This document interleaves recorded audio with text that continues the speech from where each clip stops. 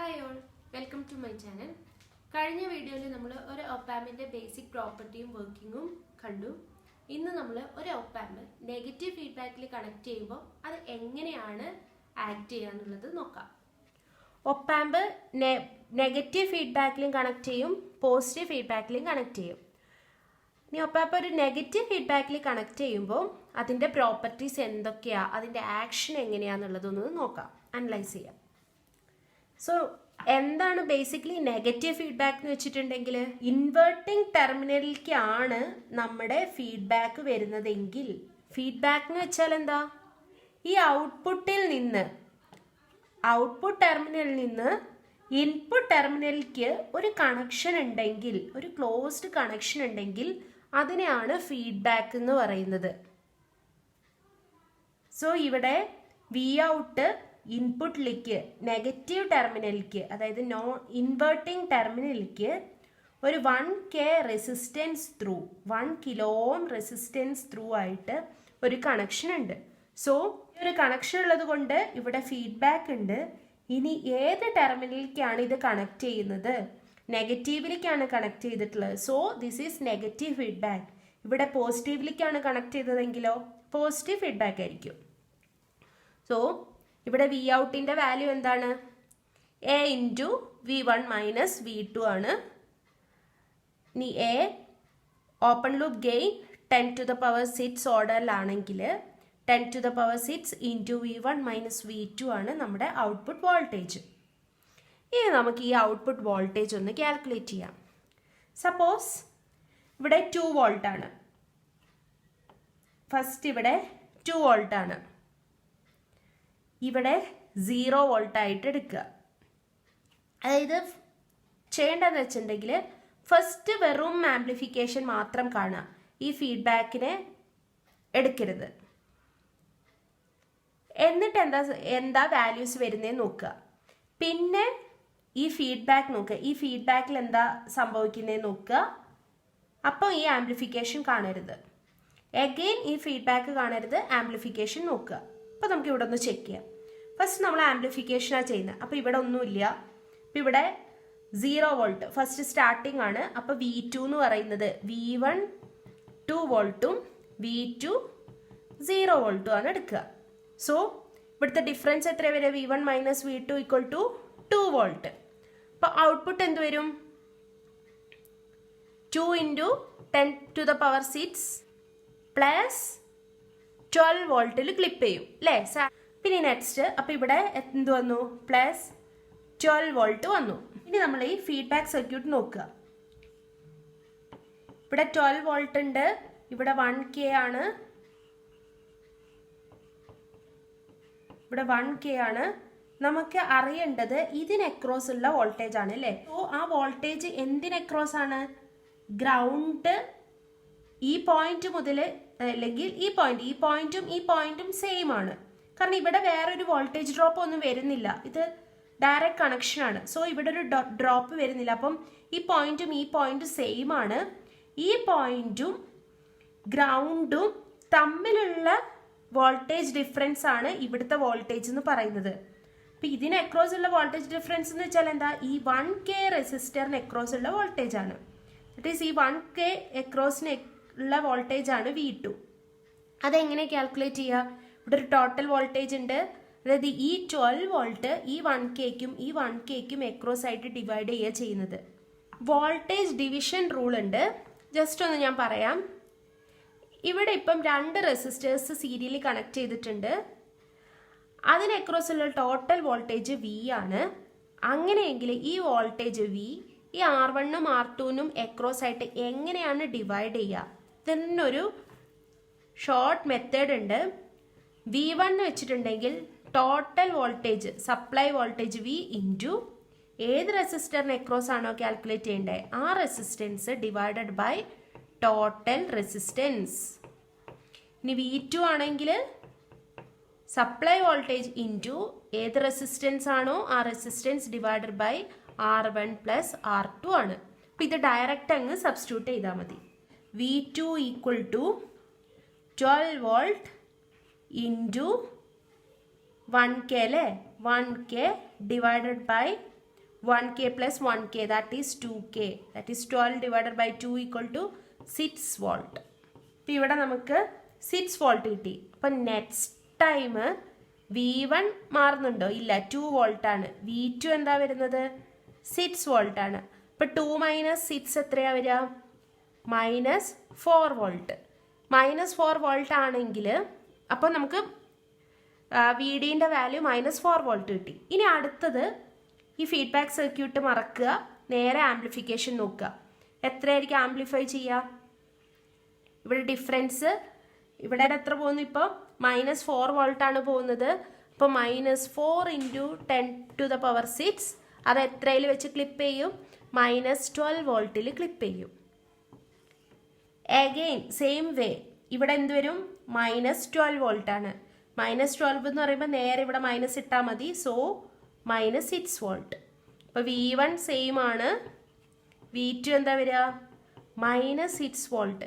ഇപ്പോൾ 2 - -6 that is +8 volt. Next amplify ചെയ്യുക. ഇവിടെ +8 വോൾട്ട് പോകുന്നു.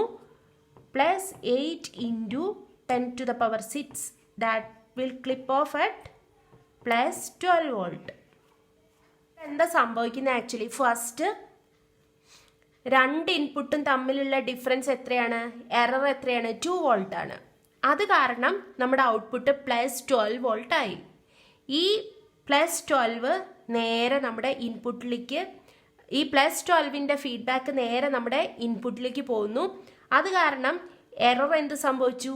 ഡിക്രീസ് ചെയ്തു. എറർ ഡിക്രീസ് ചെയ്തു. നമ്മുടെ ഔട്ട്പുട്ട് -12 വോൾട്ട് ആയി. ഇതിൻ്റെ ഫീഡ്ബാക്ക് വീണ്ടും ഇൻപുട്ടിലേക്ക് വരുന്നു. അപ്പോൾ എറർ വീണ്ടും ഇൻക്രീസ് ചെയ്യുന്നു. നമ്മുടെ ഒപ്പം എന്താ ചെയ്യുന്നത്? ഒരു എറർ ആംപ്ലിഫിക്കേഷൻ ആണ് ചെയ്യുന്നത് അല്ലേ? എറർ ആംപ്ലിഫയർ ആണെന്ന് പറയാം നമുക്ക്.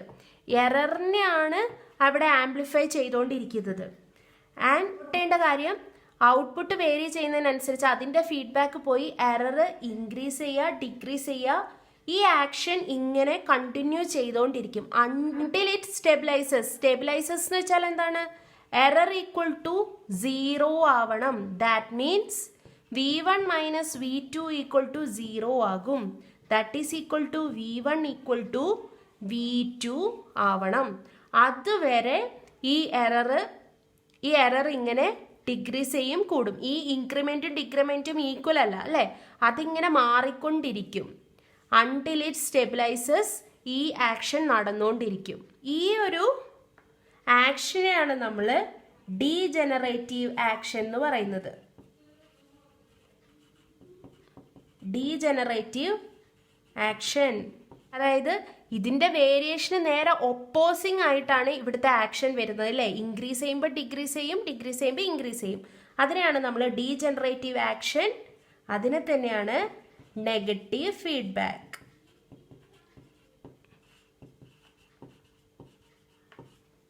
ഇങ്ങനെയാണ് ഒപ്പാമ്പിൽ നെഗറ്റീവ് ഫീഡ്ബാക്കിംഗ് ഉണ്ടാവുന്നത്. സ്റ്റെബിലൈസ് ചെയ്ത് കഴിയുമ്പോൾ എന്താണ് അതിൻ്റെ ഔട്ട്പുട്ട് വാല്യൂ എന്നുള്ളത് കാൽക്കുലേറ്റ് ചെയ്യാം. ഇതാണ് നമ്മുടെ ഒപ്പാമ്പിലുള്ള ഒരു നെഗറ്റീവ് ഫീഡ്ബാക്കിൽ കണക്ട് ചെയ്ത ഒപ്പാമ്പിൻ്റെ ബ്ലോക്ക് ഡയഗ്രം ആണ്. അതായത് V1 ഉണ്ട്, V2 ഉണ്ട്. V1 - V2 ആണ്. V1ഉം V2ഉം തമ്മിലുള്ള എററാണ് VD. അത് നമ്മുടെ ഓപ്പൺ ലൂപ്പ് ഗെയിന് AOL അല്ലെങ്കിൽ A. ഇവിടെ നമ്മൾ എടുത്തിരിക്കുന്നത് A ആണ്. A ബ്ലോക്കിലൂടെ പാസ് ചെയ്യും. അപ്പം നമുക്ക് ഇവിടെ ഔട്ട്പുട്ടായിട്ട് എന്താ വരിക? എത്രയാണോ ഗെയിൻ, ആ ഗെയിൻ ഇൻറ്റു ഇവിടേക്ക് എത്തുന്ന വോൾട്ടേജ് ഇൻറ്റു VD. ഇതാണ് നമ്മുടെ ഔട്ട്പുട്ട് Vout. ഈ Vout നമ്മുടെ ഫീഡ്ബാക്ക് സർക്യൂട്ടിലൂടെ പോവും. നമ്മുടെ ഫീഡ്ബാക്ക് സർക്യൂട്ട് എന്തായിരുന്നു? 2 റെസിസ്റ്റേഴ്സ് അവിടെ കണക്ട് ചെയ്തിരുന്നു, 1K ആൻഡ് 1K. അതാണ് നമ്മുടെ ഫീഡ്ബാക്ക് സർക്യൂട്ട്സ്. ആ ബ്ലോക്കിലൂടെ പാസ് ചെയ്ത് V2 ഉണ്ടാവുന്നു. അപ്പോൾ V2ൻ്റെ വാല്യൂ എന്താണ് ഇവിടെ വരുന്നത്? ബീറ്റ ടൈംസ് Vout ആണ് V2. Vout equal to A into VD. A into VD എന്താണ്? V1 - V2. V1 - V2ൻ്റെ വാല്യൂ എന്താണ്? Beta Vout. ബ്രാക്കറ്റ് ഓപ്പൺ ചെയ്യുക, A V one minus A beta V out. ഇതിന്ന് വി ഔട്ടിൻ്റെ ടേംസ് ഒക്കെ ഒരു സൈഡിലേക്ക് കൊണ്ടുവരിക. So V out plus A beta into V out equal to A V one. So V out common ആയിട്ട് എടുത്തിട്ടുണ്ടെങ്കിൽ V out into 1 plus A beta equal to A V one. So V out output voltage equal to A V one divided by 1 plus A beta. നിന്ന് gain എത്രയാണ് വരുന്നത്? Gain എന്ന് വെച്ചാൽ എന്താ? V out divided by V one equal to A divided by 1 plus A beta.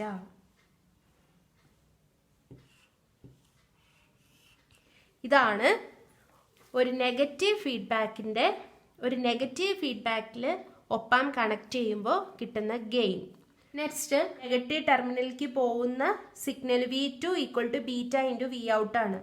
ഇനി beta into V ഔട്ടിനെ replace ചെയ്യുക, A divided by 1 plus A beta into V one ആണ് അല്ലേ.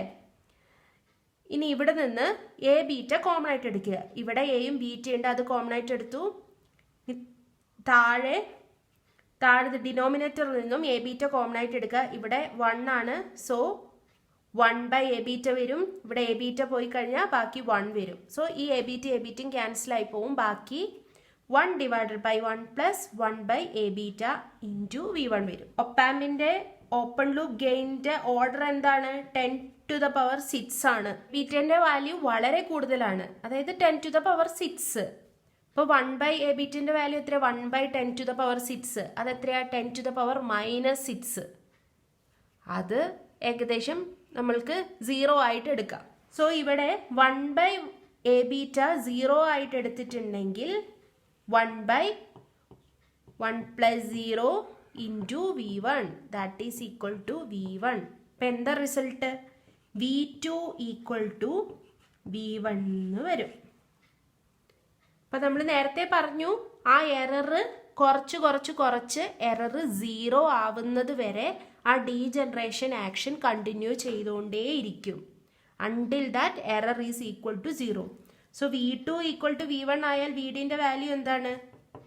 V1 മൈനസ് V2 ആണ് അല്ലേ. That is equal to 0. ഈ ഒരു കണ്ടീഷനെയാണ് നമ്മൾ വിർച്വൽ ഷോർട്ട് എന്ന് പറയുക. നെഗറ്റീവ് ഫീഡ്ബാക്കിൻ്റെ ഒരു പ്രോപ്പർട്ടിയാണ് വിർച്വൽ ഷോർട്ട്. അതായത് നമുക്കൊരു ഒപ്പാമ്പ് ഉണ്ട്, ഇവിടെ ഒരു ഫീഡ്ബാക്ക് നെറ്റ്വർക്ക് ഉണ്ട്. ഇത് ഏതെങ്കിലും ഒരു സർക്യൂട്ടുമായിട്ട് കണക്ട് ചെയ്തിട്ടുണ്ട്. ഇവിടുത്തെ കണ്ടീഷൻസ് എന്ത് തന്നെ ആയിക്കോട്ടെ, ഇവിടുത്തെ വോൾട്ടേജും ഓൾവേസ് ഈക്വൽ ആയിരിക്കും. V1 ഈക്വൽ ടു V2 ആയിരിക്കും. നെഗറ്റീവ് ഫീഡ്ബാക്കിൽ കണക്ട് ചെയ്തിട്ടുള്ള ഒരു ഒപ്പാമ്പ് സർക്യൂട്ടിൻ്റെ പ്രോപ്പർട്ടിയാണത് വിർച്വൽ ഷോർട്ട്.